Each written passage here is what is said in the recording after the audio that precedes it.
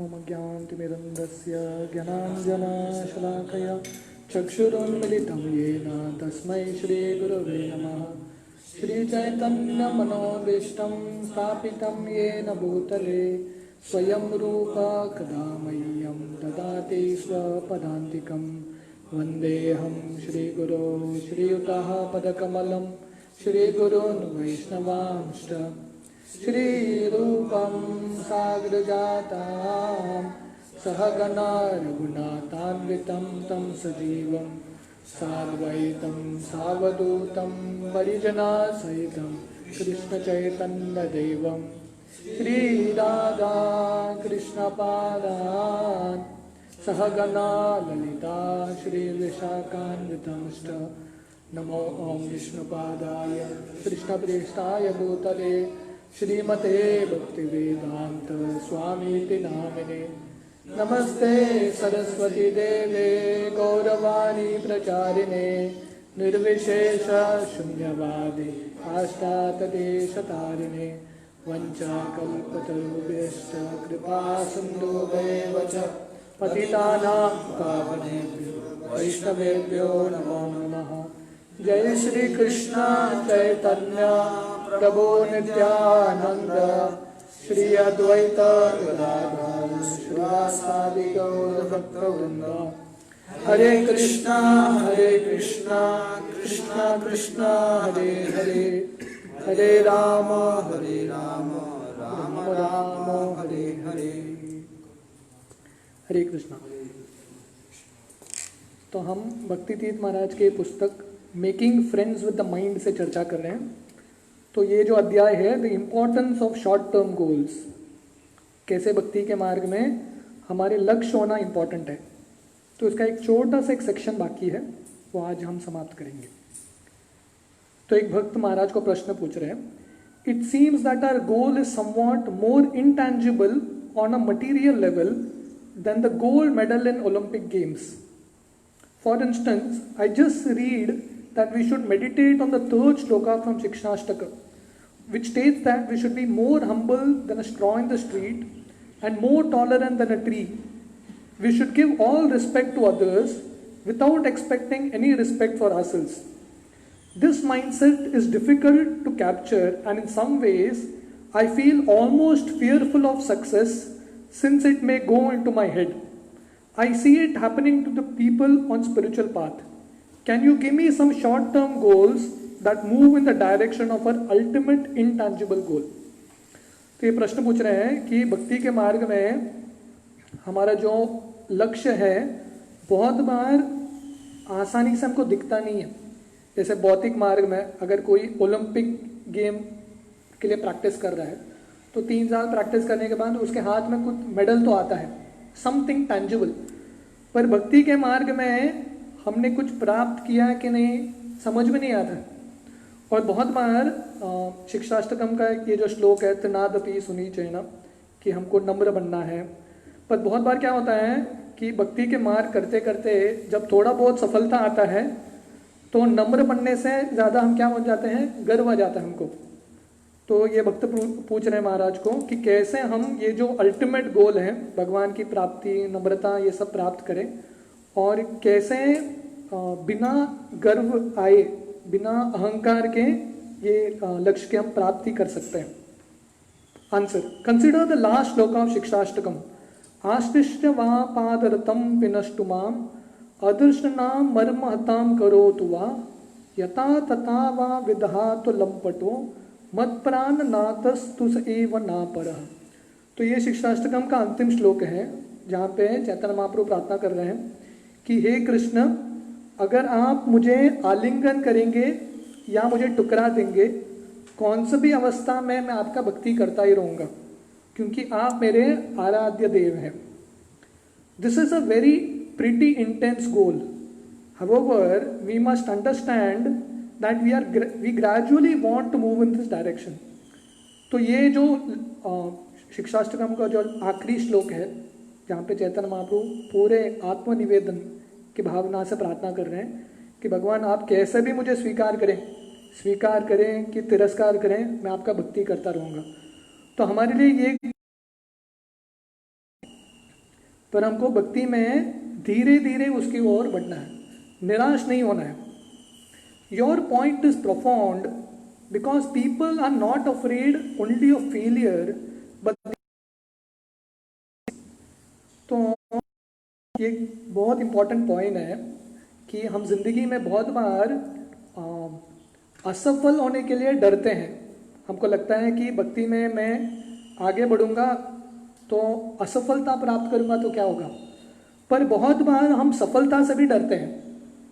हमको लगता है कि सफल हो जाऊंगा तो मुझे घमंड आएगा, बहुत कुछ आएगा, इसलिए हम सफल भी नहीं होते। The subconscious mind is more powerful than the conscious mind. Although we might consciously speak and act in a certain way, if the subconscious mind continues to say no, it will win over.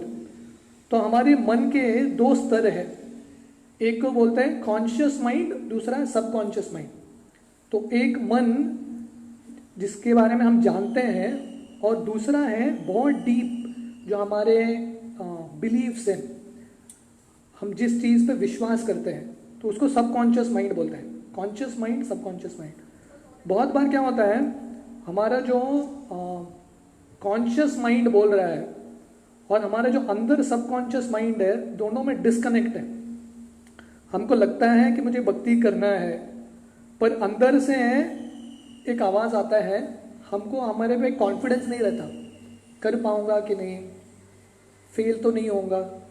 तो क्या होता है, इसलिए ये दो subconscious और conscious mind के बीच में जो झगड़ा होता है, अल्टीमेटली सबकॉन्शियस माइंड जीतता है, जो बिलीफ सिस्टम है। We talked about this in our discussion on internal dialogue. तो और एक अध्याय है, अगर हम टाइम है तो पढ़ेंगे उसके बाद में, उसको इंटरनल डायलॉग बोलते हैं। हमारे बीच में अंदरूनी जो बातचीत होता है, हम सब लोगों के साथ बातचीत करते हैं, पर एक अंदरूनी बातचीत भी होता है। तो अगर ये इंटरनल डायलॉग नेगेटिव है, हमारा मन हमको बोलता रहेगा बार बार कि तुम सफल नहीं बन सकते, सफल नहीं बन सकते, तो हम सफल बनते ही नहीं है, पॉसिबल ही नहीं है। They are people and even devotees who fail or run away from the goal because they are afraid of success or afraid what it may mean. तो इसलिए जैसे हम असफलता से डरते हैं, हमको सफलता से भी डर है। हमको लगता है मैं सफल हो जाऊंगा भक्ति में तो मेरा आसक्ति छूट जाएगा, राइट, मुझे मेरे अंदर अहंकार आएगा, तो इसलिए भक्ति के मार्ग में हम चलते नहीं आगे। जैसे इसको बिलीफ सिस्टम बोलते हैं, ये अलग ही एक विषय है। जैसे जिसके पास पैसा नहीं है, अगर भक्तों के पास पैसा नहीं है तो अंदर से उनका एक बिलीफ होता है। बिलीफ क्या होता है कि मेरे पास पैसा आएगा, ज़्यादा पैसा आएगा तो क्या होगा, माया मुझे पकड़ लेगी और मैं भक्ति नहीं कर पाऊंगा। तो अगर वो बिलीफ है तो ऑटोमेटिकली जब पैसा आने लगता है हमारी ज़िंदगी में, हम कुछ तो करके उसको बाहर निकाल देते हैं, खर्च कर देते हैं, क्योंकि अंदर है कि पैसा और भक्ति साथ में नहीं होता है। तो इसलिए हम पैसे को स्वीकार नहीं करते। तो हमारा जो इंटरनल बिलीफ सिस्टम है बहुत इंपॉर्टेंट है। अगर हमको अंदर से लगता है कि मैं फेल हो जाऊंगा, ये मुझसे नहीं होगा, तो हम 100% फेल होने वाले हैं। However, if we think more in terms of short-term goals as well as long-term goals, we will have less fear because we will focus on achievements that make us happy. इसलिए भक्ति के मार्ग में, क्योंकि हमारा जो लक्ष्य बहुत ऊंचा है, बहुत दूर है, इसलिए जब छोटे छोटे हमको सफलता मिलती है उससे कॉन्फिडेंस आता है। कुछ भी चीज़ करने में ज़िंदगी में कॉन्फिडेंस चाहिए। This is the most important thing. मैं ये कर पाऊंगा, वो कॉन्फिडेंस होना चाहिए।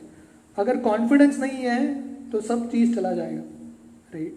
तो मन क्या करता है, माया क्या करती है, हमारे कॉन्फिडेंस को तोड़ती है, अंदर से बोलती है नहीं, नहीं होगा, नहीं होगा। तो बार बार जब हम ये चीज़ को सुनते हैं तो हम निराश हो जाते हैं। इसलिए भक्ति के मार्ग में जब छोटे छोटे हमको सफलता मिलते हैं, गोल्स मिलते हैं, तो अब हमको उत्साह आएगा आगे बढ़ने का। In this way we do not have to feel overly anxious about its implication later. Rather, we can just work progressively until we have the ability to reach that bigger goal. तो इसलिए हम अगर सिर्फ ऊंचे विषयों के बारे में चिंता करते रहेंगे, सिर्फ जो ऊंचे लक्ष्य है, जैसे यहाँ पे चैतन्य महाप्रभु प्रार्थना कर रहे हैं कि पूरे तरह से आत्मनिवेदन होना है, पूरे तरह से शुद्ध होना है, वो लक्ष्य है, पर उसके साथ साथ वो लक्ष्य को कैसे प्राप्त करते हैं, छोटे छोटे भाग होने चाहिए उसके, नहीं तो हम निराश हो जाएंगे. Although many different complexities and difficulties may confront us in this process, we must remember that the process is actually very simple. तो भक्ति के मार्ग में बहुत सारे विपदाएं आएंगी, बहुत सारे कष्ट आएंगे. ऐसा लगेगा कि ये जो मार्ग है भक्ति का बहुत जटिल है, पर एक्चुअली हमको ये विश्वास होना चाहिए प्रोसेस बहुत सिंपल है भक्ति का मार्ग. It depends on the activities of the mind. तो इसलिए सब मन पे आधारित है, मन के कार्यों पे. We want to gradually turn our mind into the deepest lover without fear of distraction from the different allurements or even fear of loving deeply. तो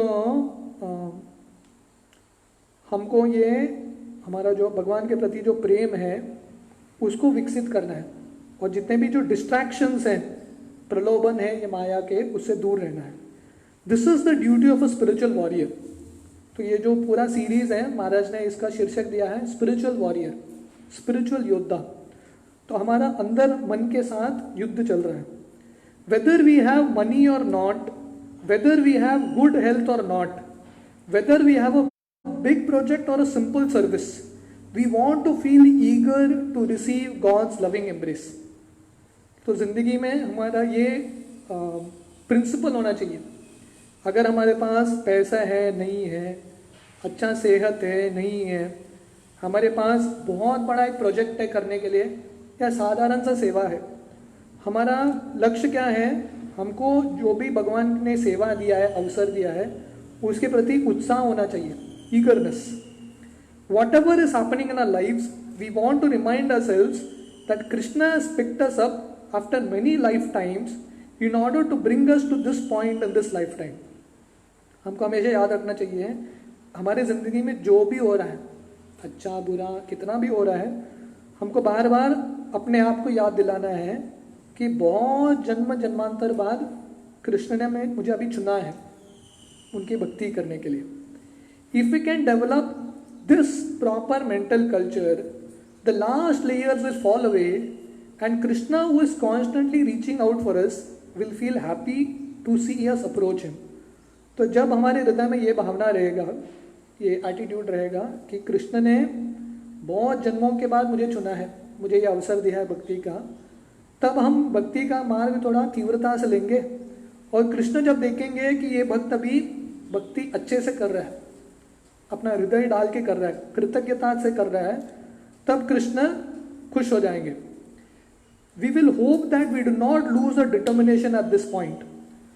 तो तब हम भक्ति में हमारा जो निश्चय है, दृढ़ता है, वो छोड़ेंगे नहीं, हमारे निश्चय बना के रखेंगे. Even though we have so much to do, we did not stop creating more complications than necessary. We have to realise that God consciousness involves more than just building big projects, memorizing numerous verses, or organizing big campaigns, festivals and so on. तो yes, भक्ति के मार्ग में हमको बहुत कुछ करना है कृष्ण के लिए, गुरु के लिए, पर हमको ये भी याद रहना चाहिए कि हम क्यों कर रहे हैं ये सब. बहुत बार भक्ति में जब सेवा में लगते रहते हैं, हम क्यों कर रहे हैं भूल जाते हैं. जब शुरुआत में इस्कॉन में आते हैं, हमको पता है कि हम कृष्ण का निस्वार्थ रूप से सेवा करने के लिए आए हैं, पर धीरे धीरे कृष्ण निकल जाते हैं, हम सिर्फ वो कार्य करते रहते हैं, क्यों कर रहे हैं भूल जाते हैं. तो भक्ति का मार्ग, हाँ, बड़े प्रोजेक्ट्स करना है, कृष्ण के लिए बड़े मंदिर बांधना है, श्लोक पाठ करने हैं, बड़े बड़े फेस्टिवल्स कर सकते हैं, वो सब करना है, पर उसके साथ साथ जो सही भावना है, क्यों कर रहे हैं, उस पर हमारा फोकस होना चाहिए. These activities alone will not give us pure love of God. हम श्लोक कंठस्थ करेंगे, बड़े मंदिर बांधेंगे, इसका ये मतलब नहीं है कि हमको भगवान के प्रति प्रेम प्राप्त होगा. भगवान के प्रति प्रेम कब प्राप्त होगा? जब ये जो सेवा है अलग अलग कृष्ण को केंद्र में रखते हुए कर रहे हैं, वो भावना इंपॉर्टेंट है, भावग्राही जनार्दन. तो कृष्ण, हम बहुत बड़े मंदिर बांधे तो कृष्ण बोलेंगे नहीं चलो आ जाओ मेरे भगवत धाम, मैं तुमको मेरा प्रेम देता हूँ. नहीं, एटीट्यूड होना बहुत इंपॉर्टेंट है. We actually already have a connection with the lord, but in order to realise this fact we need to get rid of illusion. Actually हमारा भगवान के साथ ऑलरेडी संपर्क है, पर अभी बाधा क्या है? माया है, अंधकार है, अज्ञान है। उसके वजह से हमारा जो भगवान के साथ जो संबंध है वो भूल गए हैं। As we begin to develop some sanity through our short term goals, we will gradually understand that we already have an ultimate goal that we simply need to rediscover. तो इसलिए जब हम मन को केंद्रित करेंगे भगवान के प्रति, अलग अलग सेवा में है, तब धीरे धीरे हमारा जो अंधकार है तमोगुण वो मिट जाएगा। तब हमको समझ में आएगा कि मेरा भगवान के साथ संबंध जो है वो नित्य है, शाश्वत है। We want to discuss these issues as a way to help ourselves in spite of the increasing difficulties in the environment. तो भक्ति के मार्ग में स्पेशली ये सब पॉइंट्स डिस्कस करना इम्पोर्टेंट क्यों है? क्योंकि जैसे कलयुग बढ़ता जाता है, भक्ति करने के लिए मुश्किलें और बढ़ती जाती है, द डिफिकल्टीज इंक्रीज। आप अभी के इस्कॉन में देखेंगे और 20 साल पहले इस्कॉन देखेंगे, अभी जो रिसोर्सेज है 20 साल पहले नहीं था। अभी पढ़ने के लिए इतने सारे पुस्तक हैं, अनगिनत लेक्चर्स हैं, अनगिनत कीर्तन है, क्योंकि मीडिया आ गया है, इंटरनेट आ गया है। 20 साल पहले कुछ नहीं था। मुझे याद है जब मैंने भक्ति शुरू किया था तब मैं कैसेट लेके सुनता था। उस समय सीडी वगैरह नहीं था, कैसेट होता था, कैसेट प्लेयर। और एक कैसेट पाने के लिए बहुत मुश्किल होता था। एक कैसेट मिलता था, 2 कैसेट मिलता था, और वही 2 कैसेट को बार बार सुनने का, क्योंकि और कुछ ऑप्शन ही नहीं है। Same 2 cassettes again and again सुनते रहो बस। मैंने महाराज के लेक्चर्स, एक थोड़े लेक्चर्स को 1000 बार सुना है, इतने बार सुनते रहता हूँ, क्योंकि और कुछ ऑप्शन ही नहीं है। जाके ढूंढो इंटरनेट में, वो सब था ही नहीं उस समय। पर अभी इतना सब आया है, फिर भी भक्ति करना मुश्किल हो रहा है अभी के ज़माने में। क्यों? क्योंकि जैसे कलयुग बढ़ता है, फैसिलिटीज ज़्यादा होता है भक्ति करने का, पर कली का जो प्रभाव है वो बढ़ता रहता है। The culture of confusion and fear is pervading the entire planet at this time. तो महाराज ने पुस्तक ऑलमोस्ट 15 साल पहले लिखा है, पर अभी भी आप देखेंगे पूरे ग्रह में, प्लैनेट में कंफ्यूजन और फियर है। ये कोरोना वायरस की वजह से सब लोग डरे हुए हैं, एवरीवन इज फियरफुल, सब लोग कंफ्यूज्ड हैं, किसी को पता नहीं क्या होगा आगे। Due to the changes in the government and the economy, people's fear and confusion will continue to accelerate and allow maya to penetrate more over the planet. तो जैसे मैं बोल रहा, महाराज ने ये 10-15 साल पहले लिखा है पुस्तक, पर एग्जैक्टली अभी के सिचुएशन में अप्लाई हो रहा है। तो गवर्नमेंट के वजह से और इकोनॉमी कम होता है, इसके वजह से लोगों में डर बहुत है, हाँ, कंफ्यूजन बहुत है, और इस तरह से माया जो है ये पूरे ग्रह को पकड़ लेती है।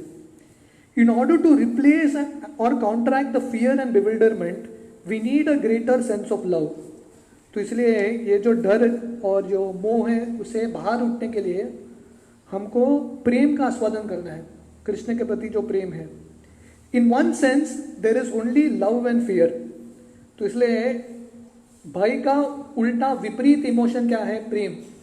जहाँ पे प्रेम है वहाँ पे भय नहीं है, और जहाँ पे भय है वहाँ पे प्रेम नहीं है।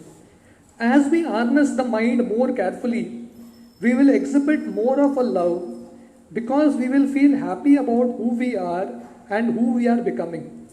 तो जैसे हम मन को नियंत्रित करते हैं, तो इसलिए महाराज ये सब पुस्तक लिख रहे हैं, अलग अलग लेक्चर्स, प्रवचन दे रहे हैं। तो जैसे हम हमारे मन को और नियंत्रित करेंगे और सही दिशा में लगाएंगे भगवान की भक्ति में, तो धीरे धीरे हमको अनुभूति होगा कि कृष्ण मुझसे प्रेम कर रहे हैं। मेरा स्थिति अगर दुखमयी है, फिर भी कृष्ण की कृपा है, कृष्ण ने मुझे कभी छोड़ा नहीं है। तो इस तरह से हम थोड़ा बहुत हृदय में आनंद का अनुभूति करेंगे। Then we will experience more of the great excitement and adventure involved in developing our full God consciousness.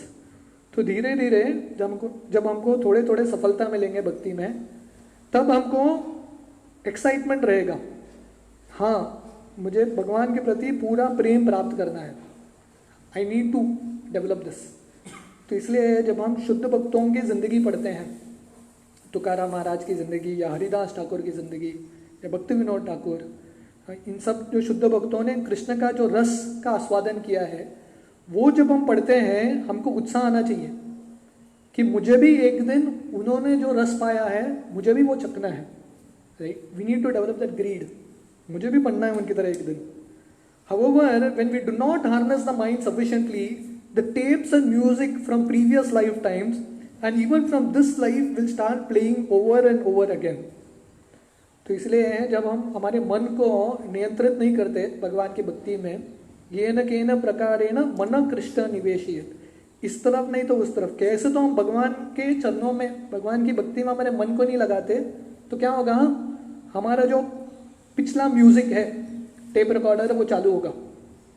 पहले जन्मों का, ये जन्म में या हमने जो पहले पाप किया है, पहले का जो जिंदगी, वो प्ले होता रहेगा. तो हमारे माइंड में हम अभी भक्ति का टेप प्ले कर रहे हैं, पर मन में वो पुराना टेप भी चल रहा है. मन वो टेप प्ले करता रहता है कि नहीं तुम भक्त नहीं हो, तुमको इंद्रिय भोग करना चाहिए. तो वो सब टेप चालू होता है. If the subconscious mind has deeper connection with these old tapes, in spite of our external activities, these old tapes will zap us and this noise will simply overcome us. तो भक्ति में problem कहाँ होता है कि हमारा जो conscious mind है उसको हम प्रोग्राम कर रहे हैं धीरे धीरे कि नहीं तुम भगवान के भक्त हो, तुमको भक्ति करना चाहिए, वो प्रोग्राम चल रहा है. पर पीछे अंदर से कौन सा प्रोग्राम चल रहा है? अंदर से पहले का ही प्रोग्राम चल रहा है, पहले का ही म्यूजिक चल रहा है. मन बोलता है नहीं तुमको इंद्रिय भोग करना चाहिए. तो ये दोनों में झगड़ा होता रहता है. तो क्या होगा, अगर हमारा सबकॉन्शियस माइंड अभी भी पुराने आदतों में लगा है, तो जितना भी हम कोशिश करेंगे वो जो पुराना नॉइस है, म्यूजिक है, आवाज़ है, ये नए आवाज़ को दबा देगा.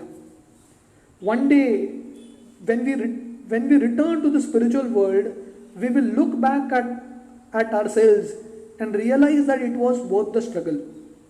तो इसलिए भगवान की भक्ति के मार्ग में प्रोसेस आसान नहीं होता है, थोड़ा कष्ट है. जब शिला प्रभुपाद अपने भक्तों को बोल रहे थे कि प्रचार करो,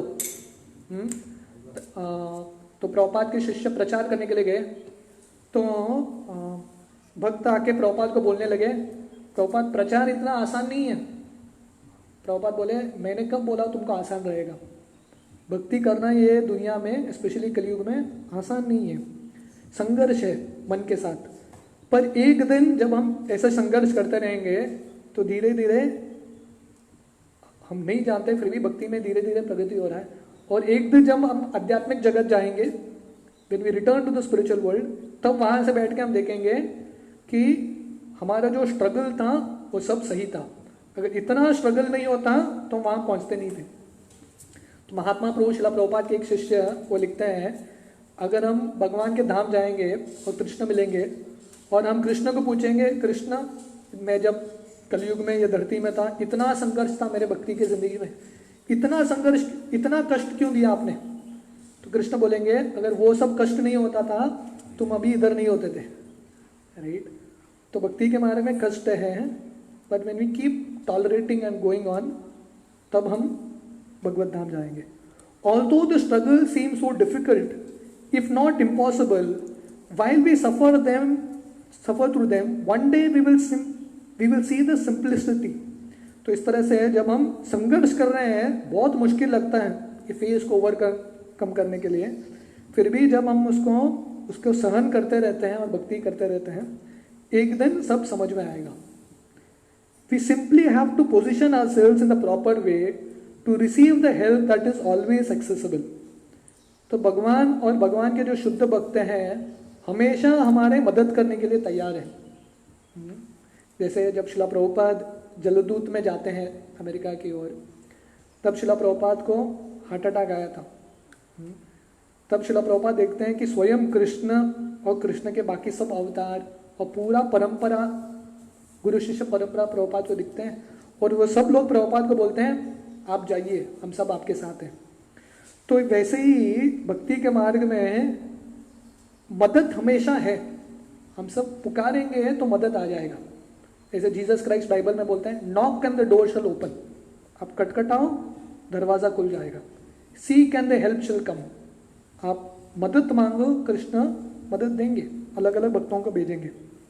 material time may seem excessively long, but in relation to time in the spiritual world, it is actually very short. तो हमको लगेगा कि ये जिंदगी बहुत बड़ा है, हमको लगेगा कितना और संघर्ष करना पड़ेगा, कितना और सहन करना पड़ेगा हमारे अनर्थों को कृष्ण को प्राप्त करने के लिए. तो ऐसा लगता है कि समय बहुत लंबा है, क्योंकि जब कष्ट होता है समय धीरे से गुजरता है ऐसा लगता है, पर एक्चुअली फ्रॉम आध्यात्मिक जगत से ये जिंदगी बहुत छोटा है. It will seem that our absence from our eternal home lasted only for a few days. तो जब हम भगवत धाम फिर से जाएंगे तो वहां पे क्या महसूस होगा पता है? हमको लगेगा कि मैं 2-3 दिन ही भगवत धाम छोड़ के आ गया. हमारे जो पूरा जन्म जन्मांतर का जिंदगी है, वहां जाने के बाद लगेगा थोड़े ही दिन का जिंदगी था बाहर का. It will be very short. We consider the time to be long and the task to be impossible, but when it ends it will seem just like a bad nightmare. तो हमको लगेगा ये भौतिक दुनिया में समय बहुत कम धीरे से जा रहा है, भक्ति के मार्ग में बहुत कष्ट है, पर जब हम भगवत धाम जाएंगे तो ये पूरा दुनिया, ये पूरा जिंदगी और पिछले सब जिंदगी कैसा लगेगा? एक सपने की तरह लगेगा. बुरा सपना था पर सपना था, चला गया. As we keep pursuing the long-term goal of reuniting with the Supreme Lord in the spiritual world, each short-term goal that we accomplish brings us more genuinely closer to our ultimate goal.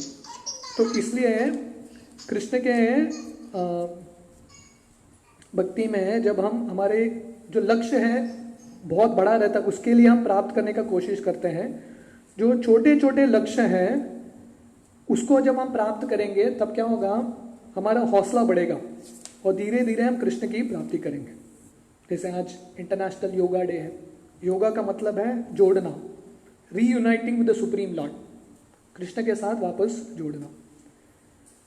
Small victories aggregate eventually to total victory. तो इसलिए भक्ति के मार्ग में छोटे छोटे जो सफलता है धीरे धीरे ऐड होते हैं और बड़ा सफलता बनता है. तो इसलिए भक्ति के मार्ग में जो भी हम सेवा करते हैं हम भूल जाते हैं, पर कृष्ण टिक करके रखते हैं उसको, है कि नहीं? द्रौपदी ने जब कृष्ण वो का उंगली कट गया सेब काटते हुए, तो द्रौपदी ने उनका जो बहुत महंगा साड़ी है तुरंत फाड़ के कृष्ण के हाथ को बांध दिया. तो कृष्ण बोले, कृष्ण याद रखा उसको और सभी समय पे द्रौपदी के साथ रेसिप्रोकेट किया. तो इसलिए हम भक्ति के मार्ग में छोटे छोटे सफलता प्राप्त करेंगे तो धीरे धीरे वो ऐड होके बड़ा सफलता बनता है. जैसे मैं उदाहरण दे रहा था, नल के नीचे अगर नल में एक एक बूंद पानी गिरता है और बकेट रखेंगे 10 घंटे में वो बकेट भर जाएगा. तो ऐसा लगेगा कि मैं थोड़ा थोड़ा ही कर रहा हूँ सेवा, पर ये थोड़ा थोड़ा सेवा करते रहेंगे, सफलता प्राप्त करेंगे, एक दिन हमको निश्चित रूप से पूर्ण सफलता मिलेगा. Keep marching on spiritual warriors for ultimate victories in site. तो महाराज बोल रहे हैं, हे स्पिरिचुअल आध्यात्मिक योद्धा चलते रहो, हौसला मत छोड़ो, हौसला बुलंद रखो और चलते रहो, एक दिन लक्ष्य की प्राप्ति करेंगे. तो इस तरह से ये अध्याय समाप्त होता है. तो हम नेक्स्ट संडे से next chapter, it's called an attitude of gratitude. कैसे कृतज्ञता इंपॉर्टेंट है भक्ति के मार्ग में. हमारी जिंदगी में बहुत सारा कष्ट है, पर बहुत सारा चीज़ है जिसके लिए हम कृतज्ञ रह सकते हैं, भगवान को हम धन्यवाद बोल सकते हैं. तो प्रभुपाद बोलते हैं कि जेंटलमैन कौन है? जेंटलमैन वो है जो हमेशा थैंक यू बोलना सीखता है. जब इंग्लिश आए उन्होंने इंट्रोड्यूस किया, हर एक चीज़ के लिए थैंक यू बोलो, धन्यवाद बोलो. तो वैसे ही हम सबको जेंटलमैन बनना है. तो भगवान ने जो दिया है उसके लिए धन्यवाद बोलना सीखना है. तो वो क्या है धन्यवाद बोलने की जो कला है, कृतज्ञ कैसे रहें और कृतज्ञता से कैसा हमारे भक्ति के जिंदगी में का जो अनुभव है और अच्छा होगा, we will see from next Sunday. Hare Krishna.